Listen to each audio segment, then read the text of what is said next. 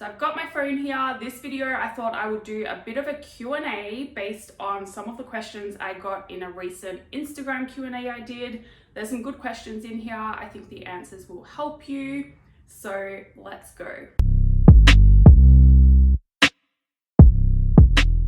Hello, welcome back to my channel. My name is Jodie and I help you change your beliefs so you can change your body, your health, and your life. So I'm going to get straight into it. I'm not going to go into super detail on the answers to these, but if you do want more clarification, feel free to send me an email. I put that in the description box. All right, so the first question is related to the body recomposition process, and it is it true that you have to burn fat first before you build muscle?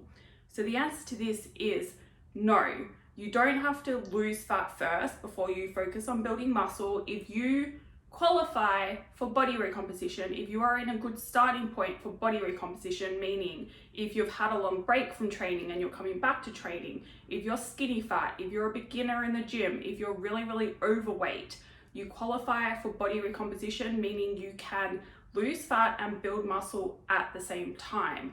Now, these processes are still separate processes, so you'll lose fat cells, you'll build muscle cells, but they're happening at different rates, but at the same time. That's what body recomposition is, and it's one of my favorite processes. Yes, it takes time, but so does losing fat, so does building muscle separately. And the great thing about the body recomposition process is it's not drastic. Like, you don't have to go to extremes to make progress. And so it's kind of like sustainable. You can just integrate it into your life pretty easily, and therefore it's going to be easier to keep your results as well. All right, so next question. I'm so sick of caring about calories. Can I still fix skinny fat if I just stop counting? Now, this is a really good question, and it shows where a lot of you go wrong in the skinny fat situation. You're caring too much about calories when really training is going to drive your results. So you need to prioritize training and focus on that the most. What I find with a lot of my clients who are skinny fat is you're not eating enough food to fuel your training and fuel that muscle growth, support that recovery, and you're also not training properly to begin with. Now, calorie counting isn't essential, but it can help make sure that you are eating the recommended amount of calories for body recomposition, and that's what I recommend. If you are skinny fat wanting to lose your body fat, you need to go through body recomposition. And then if you take it a step further and focus on your macros, so counting your protein, carb, and fat intake, that is going to ensure you are eating enough protein. And again, in the skinny fat situation, what I find with a lot of my clients is you're not eating enough protein to make progress. So you don't have to count forever, but counting can help you become more aware of exactly how much you should be eating and what kind of food you should be eating. All right, so the next question is, what is my next weightlifting target? So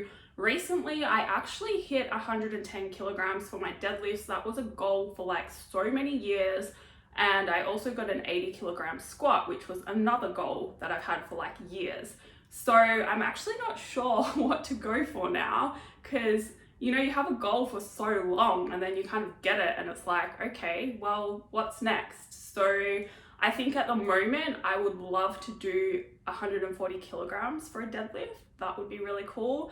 And I would love to do 100 kilograms for a squat. And on that note, I actually really recommend making strength goals for your training because it helps you stay focused on the right things. You want to be training to get strong, and that is going to pay off in the results that you want in your body, given that your diet is on point as well. It just helps give you some purpose to your training, because when you don't see physical progress happening, it's a lot easier then to at least see progress happening in the gym, because you're getting closer and closer to that strength target or that strength goal that you have. Now, I jumped straight up to a 100 kilogram deadlift goal first, and then I was like, that's not quite enough. I want to do a bit more than that, so I'm going to do 110. But what I would recommend doing if you are an absolute beginner, I would start with a bodyweight squat and a bodyweight deadlift. So say you weigh 60 kilograms, then your goal can be to do a 60 kilogram squat with full depth and a 60 kilogram deadlift. All right, so the next question is, how tall am I? I am 160 centimeters, so I'm not actually very tall at all. Next question is, should you do cardio to lose weight? I don't recommend cardio to begin with if your goal is weight loss or even if it's fat loss. What I recommend is focusing on your diet first, focusing on protein, and then aiming for a step target, because that is going to help you more than what a cardio session or 2 each week will. And if your goal is weight loss, you want to leave some tools to implement later when you start plateauing. So what happens is you'll start losing some weight by being in a calorie deficit, and then gradually you're going to adapt to that and it's going to slow down and even stop working. That's when you plateau.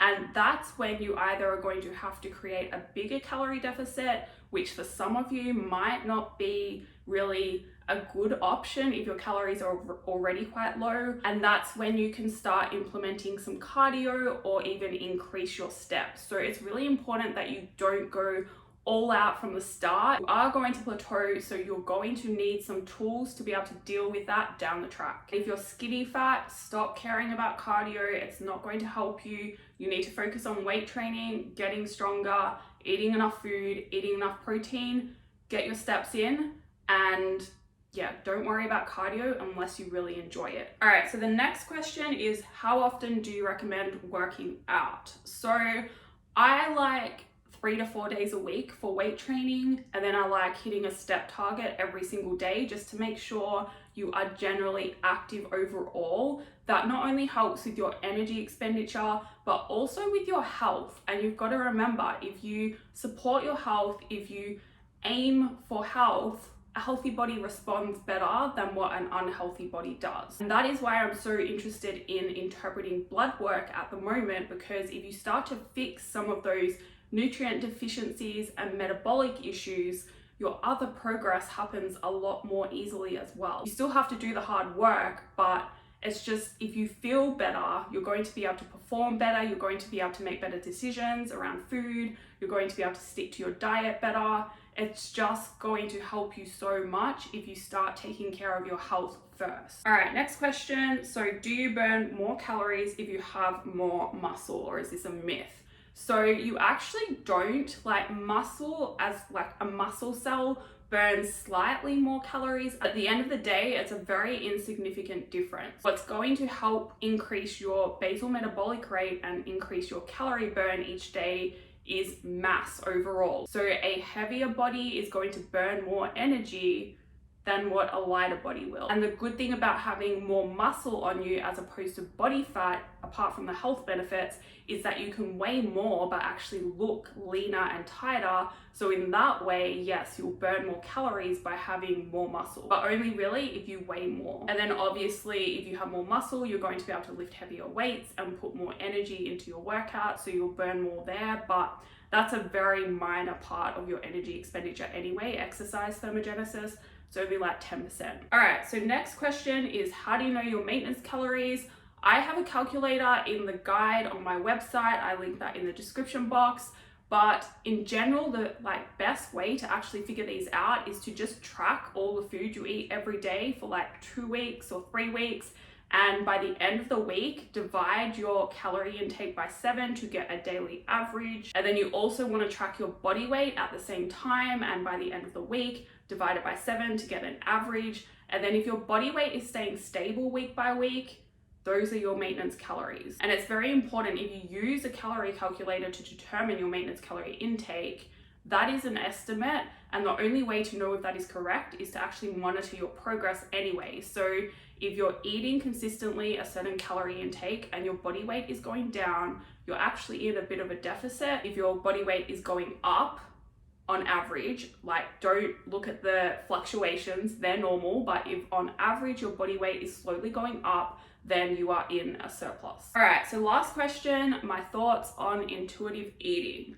I actually think intuitive eating should be the end goal, but it's not a good starting place if you want to lose fat, build muscle, change your body, because at the end of the day, if you want to change your body, it's going to be a bit hard. You're not necessarily going to be able to listen to your hunger signals.